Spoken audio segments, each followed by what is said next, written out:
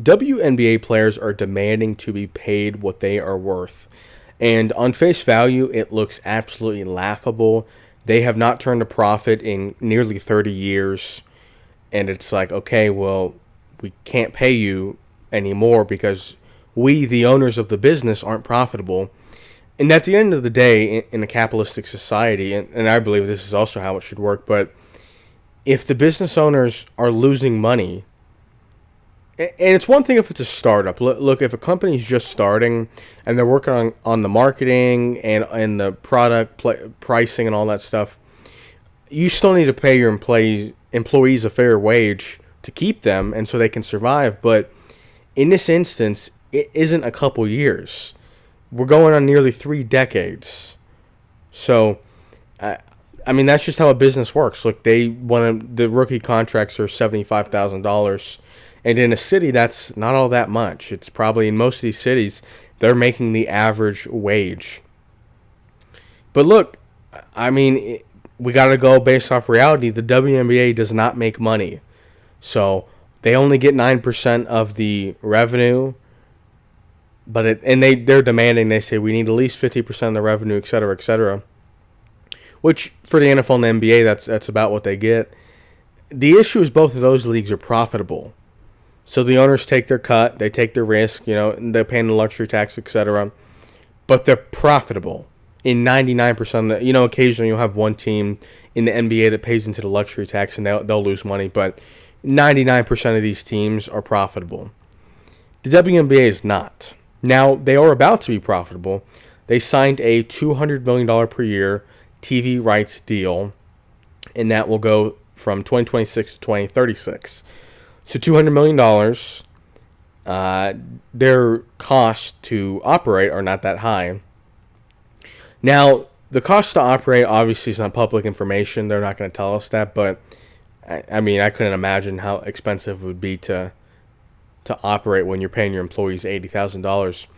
Now, there are 144 women in this league, in the WNBA. They're going to expand 4 or 6 new teams soon. I don't know exactly when, but they will be getting more teams. There's going to be roughly 200 players in the league, ballpark. And they're getting $200 million per year in TV right deals. Now, the players, they obviously are like doing the math. They're like, okay, well, that's $1 million per woman. That's, if the owners don't take a profit, which I don't know why they wouldn't. I don't understand the point in owning a business and you have to take all the losses, but you never get any profit. So if we go off of the NBA and NFL model where they're splitting revenue, and it's 200, well, it'd be 100. The players get 100 million, and there's 200 players, 500,000 per player on average. It's not factoring in other expenses, but let's just go with that. $500,000 per player on average. I think that's fair. I do think that's fair on average, but there is a major issue with this. In other sport leagues, the draw, and when I say draw, that just means, the viewership, the money. The draw is rarely one person and or one team. One team is different because that encompasses a higher percentage of the players, but it is rarely one player. It is, the Lakers are a draw because they played the Celtics all those years. So there's 2 teams, and then the Pistons. Like, you have all these different teams and all these different players and rivalries.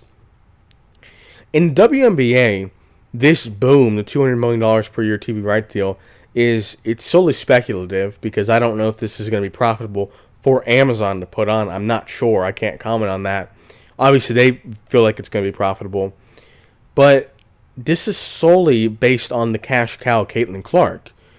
And she isn't this forever employee. She's going to play for another 10 years, probably the rest of this deal.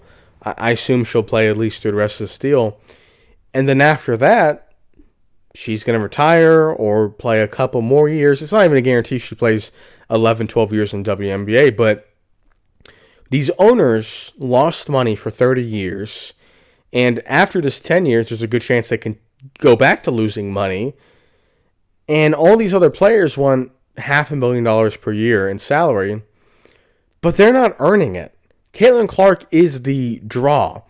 If they paid her, let's say once this deal goes into, it becomes an active deal and the next eligible contract she has, I mean, if they paid her half of the league revenue, I think that would be fair. If she made $50 million per year, I don't think that would be unfair at all. She is the equivalent to a Stephen Curry, to a LeBron James, to a Giannis. People, and honestly, I'd probably say that if we were ranking her in terms of, the team's playing a no-name team, the Warriors are playing the Pistons, and it's in Detroit, I would say she's probably equivalent to any NBA star, or close. I probably wouldn't go as far to say she's as big of a draw as Steph or LeBron, but she's pretty big.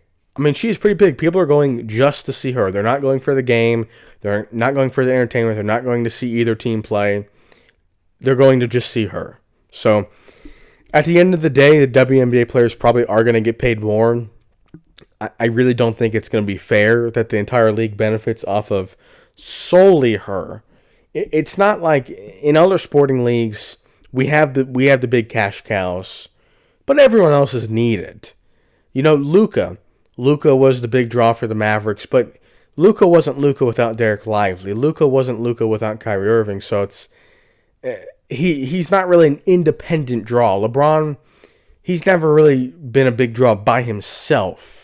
So I think the WNBA is such a unique circumstance where she is getting roped into all of this and she's being forced to say, yeah, everyone else deserves more money.